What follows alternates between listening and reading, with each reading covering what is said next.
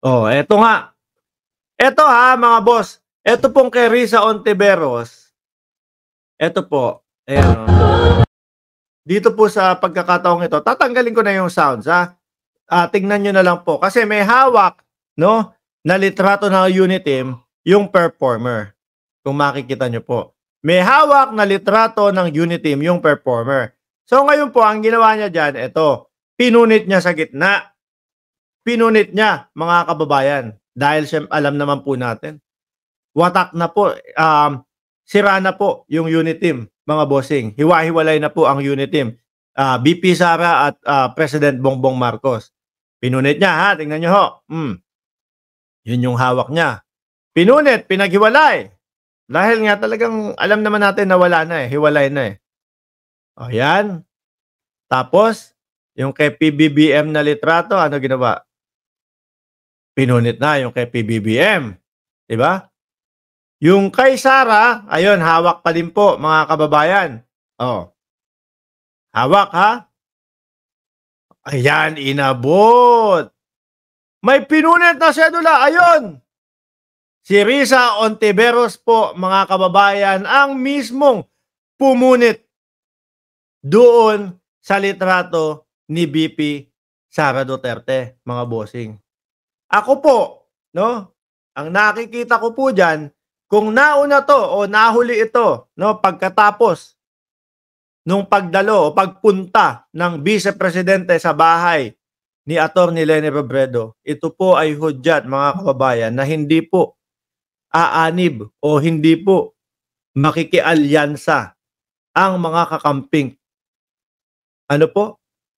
Dahil ako, mas nakikita ko po, kung sakali, ito ha, kung ano lang, worst come to worst lang po, mga bossing. Worst come to worst lang po, mga kababayan. Sabihin na nating sumali o sumapi si Atty. Leni Robredo kay BP Sara. Nag-join first. Oh. Worst come to worst lang ha. Nag-join first po. Ako, naniniwala po ako,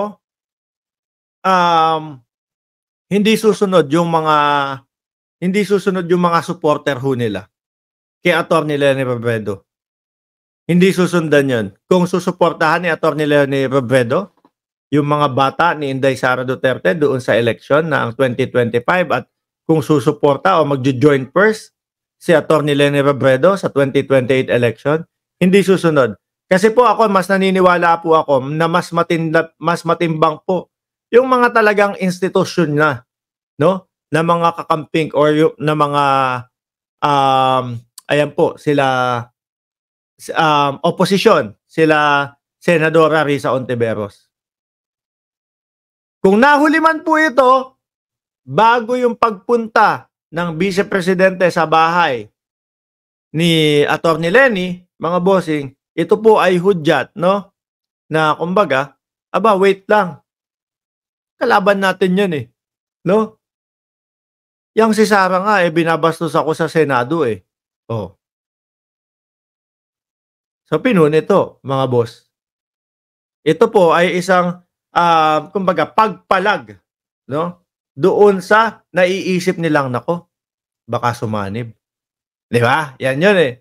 So yan po ay pagpalag. Kung nasa unahan naman po or nangyari ito before nung pagpunta ni BP Sara sa bahay ni Atty. Leni Robredo, ganun din po, mga kababayan. Dahil mahirap pong maghalo yan, mga bossing. Kung dati po, no? Kung dati po, mga kababayan, merong mga, ayan, Aquino at Marcos dati, Marcos Sr. nung panahon ng 80s.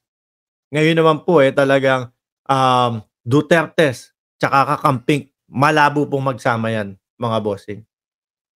Speaking of Senator Leila de Lima, hindi ho papayag sila Kiko Pangilinan, lalo pong hindi papayag si Senadora Ontiveros, mga kababayan. No? Ang sinasabi nila, nako, syempre ang gusto ng mga kakamping makabalik, no? O maging presidente yung kanilang politiko. So, ano yun?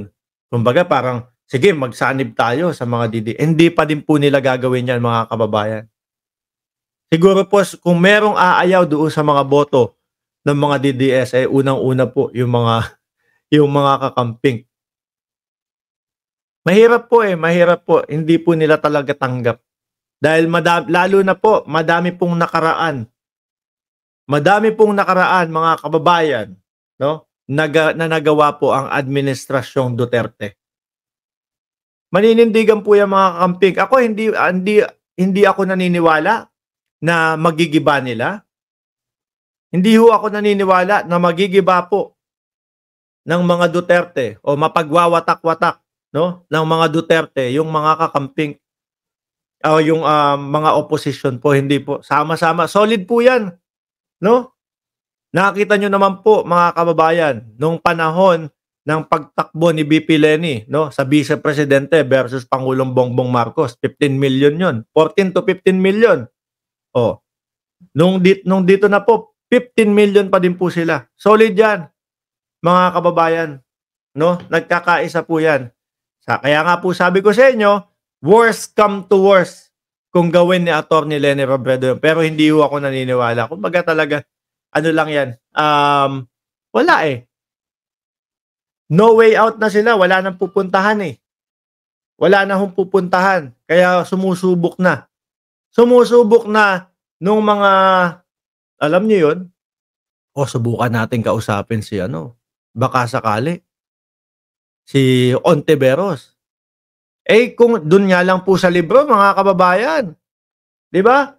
Grabe na yung pagbanat ng Vice Presidente kay Senadora Risa Ontiveros. Ano sabi? Ano sabi?